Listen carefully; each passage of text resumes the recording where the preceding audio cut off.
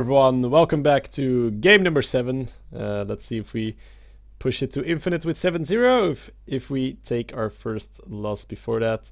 We're going to be playing against the mage. Standard matchup in the arena, which we've been lucky enough not to face it too many times in this run. This could even be the first time. Didn't really keep track. Probably even, yeah. So against the mage, we should be fine. The mulligan was fairly easy. We're not on a coin, so we have no business keeping any 4s. Our mulligan is not so great. We get only a loot order for the early game, but that's why we drafted him. You know, like, it's an okay psycho card later on, and it beats 0 powering on turn 2. We're still not very happy that we have him, though, but, you know, it's better than nothing.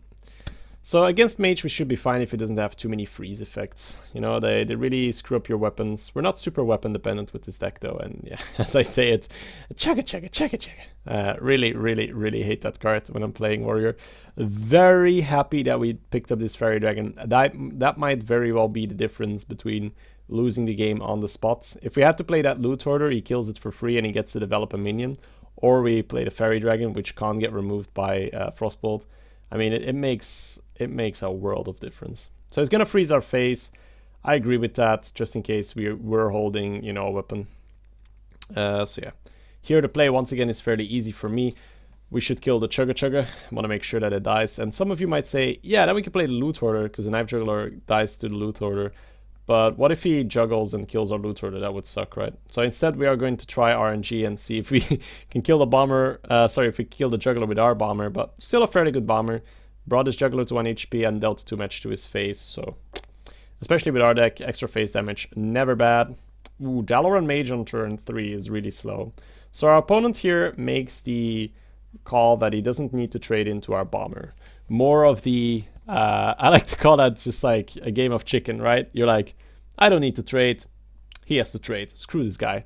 So he's shown us that he's willing to risk you know, a taskmaster or just anything in general that could get wrecked by that being on 1 HP. An Inner Rage, a taskmaster, a whirlwind. Whirlwind with board clear, by the way.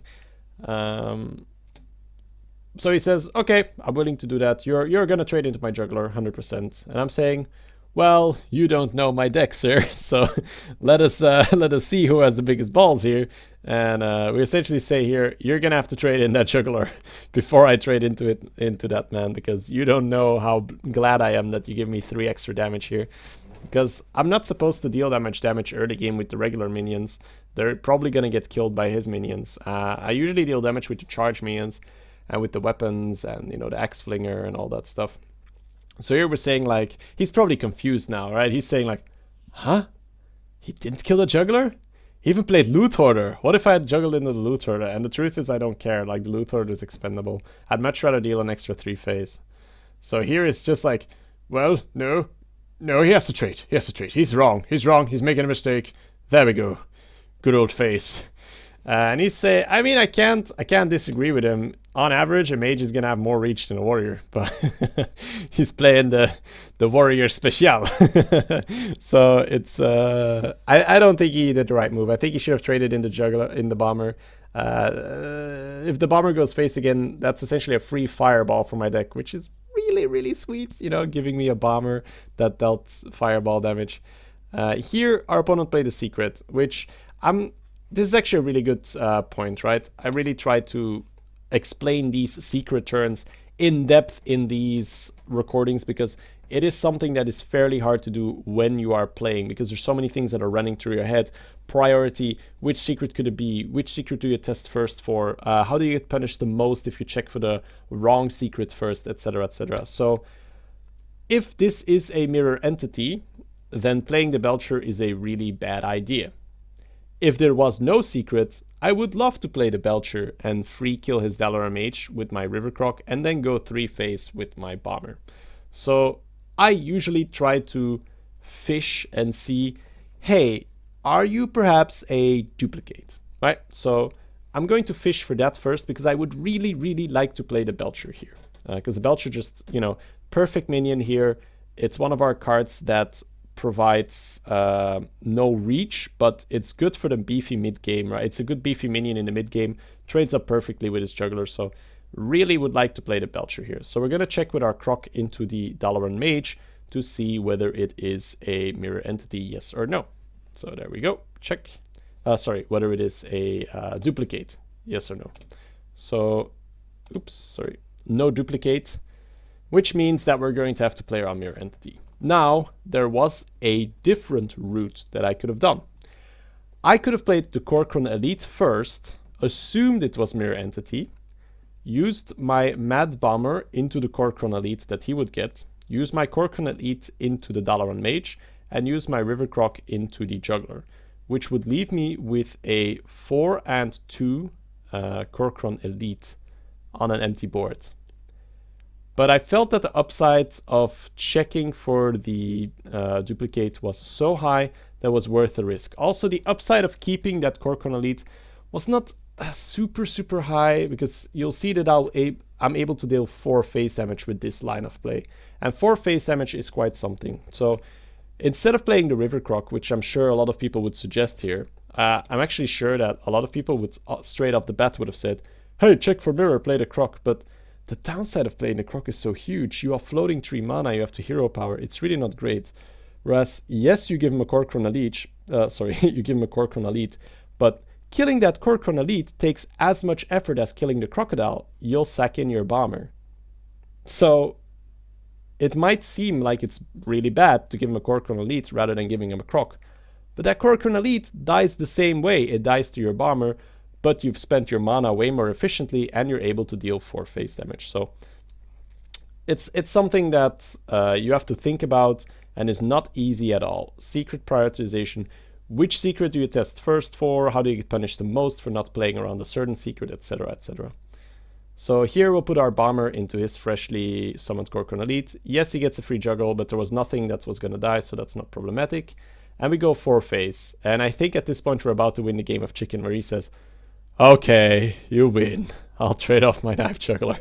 Because he doesn't want this to keep going phase. Maybe now at this point he's got kind of an idea of which deck we are. He's like, you really like dealing phase damage, don't you, bro? I'm like, yep.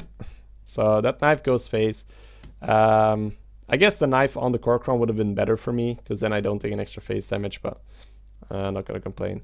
So there we go. We won the game of chicken. Our opponent's on 23 health after healing, so I feel like we've done some good groundwork in the first turns of this particular game. And now we have a chance to play on curve with a Reckless Rocketeer or an Argent Commander. You could use Argent Commander and double trade into his minion, but that's a lot of, I don't know, good reach used on a less than, desirable minion. So I feel like the Croc going face and then using the Belcher and the Warbot seems like a much better idea. Yes, he can kill the Belcher with his Darkscale Healer, but it ties up 2 of his mana into the hero power. We'll keep the Ooze, and if necessary, the Croc can kill the Darkscale Healer. And then we have used the Belcher essentially the same way as we would have used the Argent. The big difference being that the Argent can go face later on, and the Belcher probably can't. Because of the charge, the Belcher is able to bypass the board, when normally, if our opponent has board control and we play a Belcher, it's probably not going to live to go face. So that's a bit of an insight in how my mind works when assessing which cards to play here. I'm just trying to focus on how am I going to be able to close out this game. And it's by using the slow cards in the slow moments and using the fast cards near the end, when your opponent's probably going to have board control and you can, squeeze in a cheesy 4 damage, or just use it on whatever high priority creature that you could find. Alright, so he does the expected play. He uses the Darkscale Healer and the hero power to kill the Belcher, which normally would be a good move, but here I feel it's a bit too slow. So he's going to play Questing Adventurer, and he saved up a 1-drop to grow it. So not a bad play from his side. Right now, I feel that we have to shift gears, because you cannot let a Questing Adventurer get out of control. So for me, it makes a lot of sense to use the Argent Commander onto the Questing Adventurer. That way you'll have a 4-2 on the board, you'll destroy his guy that's going to grow, and if you're killing that, you might as well just clean up his entire board, because it really doesn't take that much effort. You're not missing that much damage. You enrage your Warbot and you only lose your River Croc. So fairly strong board, and we really don't care if he Flame Strikes this board, it's all good. Blizzard, similar effect, so, but we really don't care. What did he kill? He killed the second half of a Belcher, a 1-drop, and an Argent Commander that already did his job, so that's really not a problem. So right now we have 8 mana with Druid Sneeds. It seems like an easy Sneed slam, but it's, you know, the thought of Polymorph looms, right? I'm thinking, if he has Polymorph, should I try to bait it out with a Reckless Rocketeer to the face and playing a River Croc? And then it's like, well, if he has a Frostbolt, I'm equally screwed, so might as well go for the play with the highest upside, which is playing the 8 mana minion on turn 8. That way we can use our 6-drop and our 3-drop next turn for a nice distribution of the mana. So yeah, he doesn't have Polymorph. Really happy with that. Would really not want my Sneeds to get polymorphed.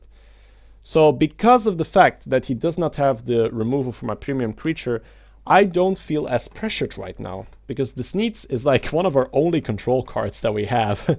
So I feel like I can play a little bit of control here. I don't feel as pressured to deal face damage anymore.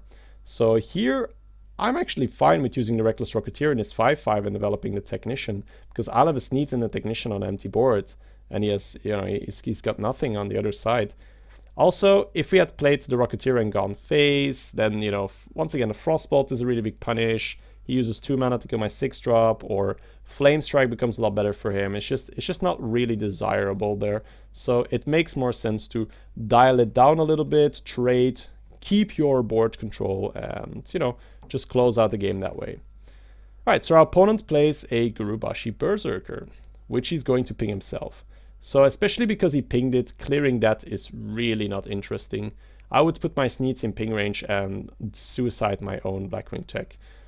So instead of that, dealing 7 face damage here seems a lot better. So see how we constantly shift gears, you know, we hit the brake a little bit, we hit the gas a little bit, we have to assert the situation and then see which route is most favorable. That's why I always say that an aggressive deck is actually really hard to play perfectly in the arena.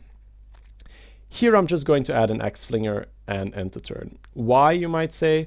Mind Control tech, that is why. I don't see my opponent winning unless he does something really nasty to the Sneeds, like stealing it with a Mind Control tech. So it's one of those delicate questions of like, Shady, do you play around Mind Control tech? And my answer is sometimes, man, sometimes. In this case, it just seems way too devastating, and I do not need that River Croc on the board to close out the game, I feel. So I'm more than happy to keep it back and say, hey, I'll play around the Pink Bearded Gnome of Doom. Alright, he uses Flame Strike here. Axe-Flinger, great card here. 2 damage. If he has to ping the Axe-Flinger, 2 damage again. So once again, 4 damage from our Axe-Flinger rather than the only 3 damage the Wolf Rider would have done. Keep pointing it out. We get really lucky with our Sneeds. We get a free War Golem, which probably means the end of the game. His Flame Strike is still going to deal 4 damage to his own face due to the Axe-Flinger. And then we have the Arcane Golem and the Neptulon to close out the game. So I feel like we played this game really nicely. Yes, we did get our premium minion, the Sneeds, but we also used him on the right time and we shifted gears. We went into board control mode. There we go, -6 health. Quite some burst. So I love to play this warrior. We made it to 7-0. That's always nice. Gives you that confidence boost when you are continuing the run. Go like, yes, infinite already. Didn't take a loss. So great feeling, especially with this kind of a funky warrior deck. So I hope you guys are all enjoying these games. I know I am definitely enjoying casting them. Well, it's not really casting, more analysis, but let me know in the comments if you guys are liking this kind of deck, or if you would rather have me dissect a more standard deck. Because I do know, as you have heard me say, it is not easy to play this kind of deck. You will make a lot of errors at the start, but I feel it's super rewarding, and especially with me guiding you, I feel like I can really give you a better insight and a bit of an edge when it comes to playing warrior, rather than if you would just, you know, take it up on your own. Alright guys, thank you so much for watching. Don't forget to subscribe and like the video if you liked it, and I'll see you all tomorrow.